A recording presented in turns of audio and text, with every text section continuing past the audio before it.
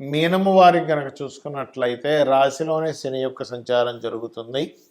మీకు అదేవిధంగా ఏలినాటి శని నడుస్తుంది కదా అని కొంత స్ట్రెస్లో ఉన్నారు మీన రాశి వారు. అలాగే 4వ స్థానంలో గురువు యొక్క సంచారము, మరి 5వ స్థానంలో కూడా గురువు యొక్క సంచారం జరుగుతున్నందుకు ప్రస్తుతం మీకేంటంటే ఎటువంటి ఫలితాలు జరగనున్నాయి, ఏ దేవతా ఆరాధన చేసుకోవాలి, మరియు ఏ విషయాల పట్ల మీరు జాగ్రత్త వహించాలి అనేటువంటి అంశాలు చెప్తుంది నేనైనప్పటికీ కూడా చెప్పిస్తుంది సాక్షాత్ లలిత అమ్మవారిగా భావిస్తూ.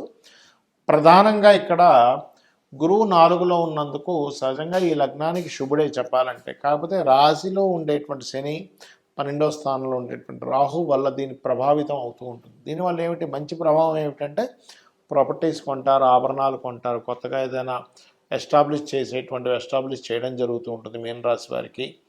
మరియు అదేవిధంగా చూసుకున్నట్లయితే ప్రధానంగా ఇక్కడ ఈ రాశి వారికి ఎస్టాబ్లిష్ చేయడము, అదేవిధంగా గమనించుకున్నట్లయితే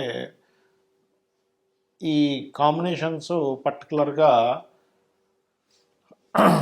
గమనించుకున్నట్లయితే ఎప్పుడైతే మనం ఇప్పుడు గృహాలు, వాహనాలు, ఎస్టాబ్లిష్మెంట్ ఇవన్నీ చేస్తారనుకున్నాం, ఇందులో కొంచెం ఎక్కువ ఎక్స్పాండ్ చేయాలని ఎక్కువ ఫండింగ్ పెట్టి కొంచెం టైట్ అయిపోతూ ఉంటారు. అంటే అలాగా ఉదాహరణకి ₹1 కోటి ఇల్లు కొనుక్కోవాలి. ఇప్పుడు ఉండేటువంటి దాంట్లో ₹1 కోటి కామన్ అయిపోయింది. అపార్ట్మెంట్ అని ఏదైనా 60-70 లక్షలు కూడా వస్తున్నాయి. కానీ ఇంకొంచెం లేదు ఎప్పుడో ఒకసారి కదా కొనేది, ఒక 3 కోట్లది కొందాం, లేకపోతే 5 కోట్లది కొందాం, సరే ఫండ్దే ఉంది ఏదో రకంగా మనం అడ్జస్ట్ చేద్దాం అనుకొని అక్కడ స్ట్రెస్ అవుతూ ఉంటారు. ఒక ₹1,00,000 ₹50,000 ఒక నగ కొనడానికని వెళ్ళి అక్కడ 2-3 లక్షలు కొనేది కొంటారు. అంటే ఏమైపోతుందంటే బంగారం కానీ, ఆభరణాలు కానీ, ఏదైనా స్థలం కానీ, గృహం కానీ, వాహనం కానీ కొనేటప్పుడు ఇంకొంచెం పెద్దది కొనాలి, ఇంకొంచెం పెద్దది తీసుకోవాలనే దాంట్లో కొంత స్ట్రెస్ అవుతూ ఉంటుంది. ఇది గుర్తుపెట్టుకోండి. ఇక పంచమంలోకి వెళ్తాడు జూన్ మాసం నుంచి గురువు. అప్పుడు ఏంటంటే అక్కడ సంతాన యోగాన్ని ఇస్తున్నాడు, పాండిత్యాన్ని ఇస్తున్నాడు, మంచి ఫ్రెండ్స్ని ఇస్తూ ఉంటాడు. కాకపోతే గురువు యొక్క స్వరూపం కొంచెం మారిందని చెప్పుకుంటున్నాం కాబట్టి మీరు లవ్ అఫైర్స్ కానీ, ఫ్రెండ్స్తో పరిచయాలు చేసుకునేటప్పుడు కానీ, అదేవిధంగా కొంతవరకు ఉపనయనాది సంస్కారాలు, కొంత మంత్రసిద్ధికి కూడా యోగిస్తాడు ఇక్కడ. కాకపోతే మీరు ఎటువంటి మంత్రం తీసుకుంటున్నాము, ఇక్కడ మంత్రం తీసుకోవడం మంచిదే, గురువుల దగ్గర మంచి మంత్రాలు పొంది చక్కగా దానిని సాధన చేసుకోవడం, దేవతా అనుగ్రహం పొందడం చాలా మంచిది, అందులో ఎటువంటి సందేహం లేదు. కాకపోతే ఇక్కడ ఏమిటంటే ప్రధానంగా ఇలా తీసుకునేటప్పుడు దాని నియమ నిబంధనలు ఏమిటి, మనం ఎక్కడైనా తప్పిదం చేస్తున్నామా ఏమిటనేటువంటి విషయాలు కూడా మీరు తెలుసుకోవాలి. అయితే ఎవరి జన్మజాతక చక్రంలో అయినా కానీ గురువు స్థితి బాగుంటే ఎటువంటి ఫలితాలు వస్తాయి, గురుస్థితి బాగోకపోతే ఎటువంటి ఫలితాలు వస్తాయి, ఏ జాగ్రత్తలు తీసుకోవాలి. గురుగ్రహాన్ని మనకి జ్యోతిష్ శాస్త్రంలో కానీ, నాడీ జ్యోతిష్ శాస్త్రంలో కానీ, నాడీ శాస్త్రాల్లో కానీ జీవుడుగాను చెప్పారు. అదేవిధంగా దేవతా అనుగ్రహము, గురువు అనుగ్రహం కూడా చెప్పారు. కొంతమంది జీవితాల్లో చూడండి, వాళ్ళకి మంచి గురువులు దొరుకుతారు, చాలా మంచి మంత్రోపదేశం జరుగుతుంది, వారికి మంచి మార్గాన్ని చూపిస్తారు, వాళ్ళని వీరు కలిసినప్పటి నుంచి వాళ్ళ లైఫ్ కూడా చాలా చక్కగా మారుతుంది కూడా. మరి కొంతమందిని కలిసినప్పటి నుంచి ఏమైపోతుంది అంటే వారికి అన్నీ కోల్పోవడం, అంటే వారు కొంత మభ్యపెట్టి వాళ్ళ గురించి ఖర్చు పెట్టి చేసుకొని, లేదా వాళ్ళ గురించి ఒక రకరకాలుగా చేసేసుకొని అన్నీ వాళ్ళ ఆస్తులు కూడా రాయించేసుకున్న గురువులు నేను చూశాను.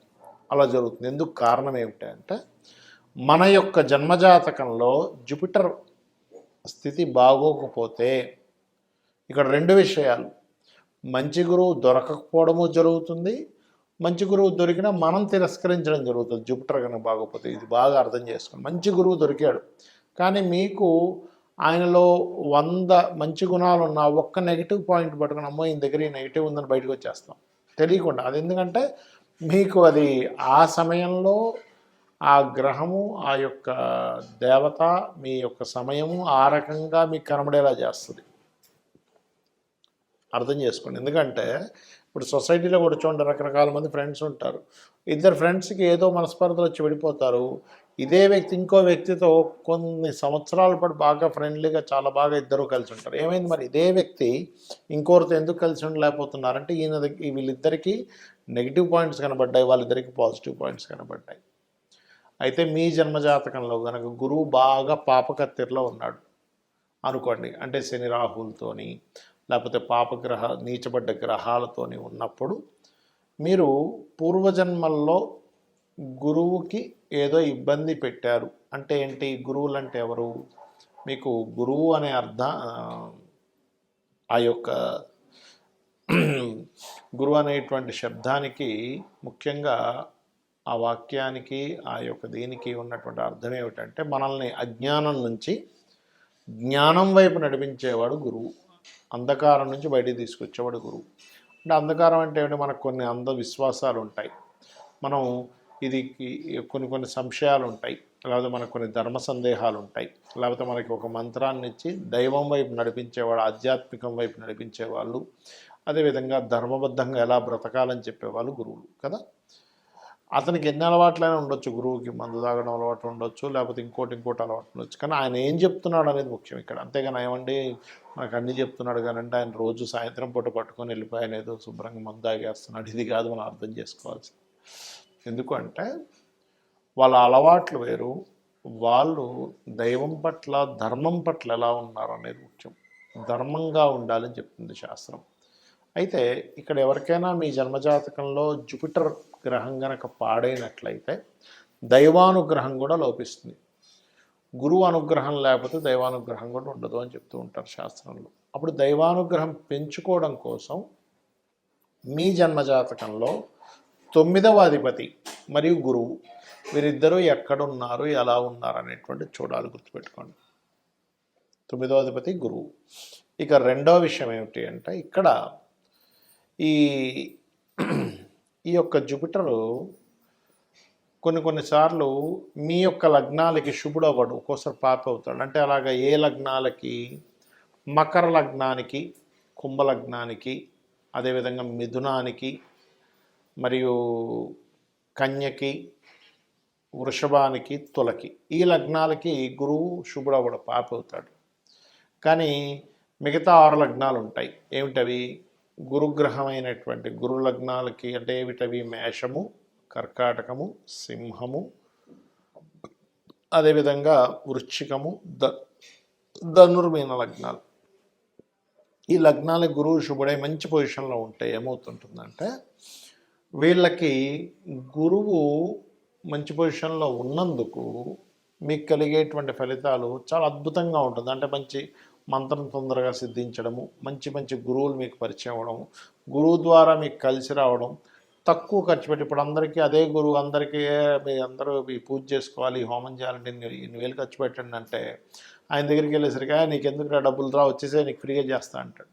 అంటే ఏమిటి, గురువు గనక మీ జన్మజాతకంలో బాగుండి మీ లగ్నానికి శుభుడైతేనేమో వాళ్ళ నుంచి అన్నీ ఫ్రీగా మీకు లభిస్తూ ఉంటాయి, చాలా ఉచితంగా లభిస్తూ ఉంటాయి, గుర్తుపెట్టుకోండి.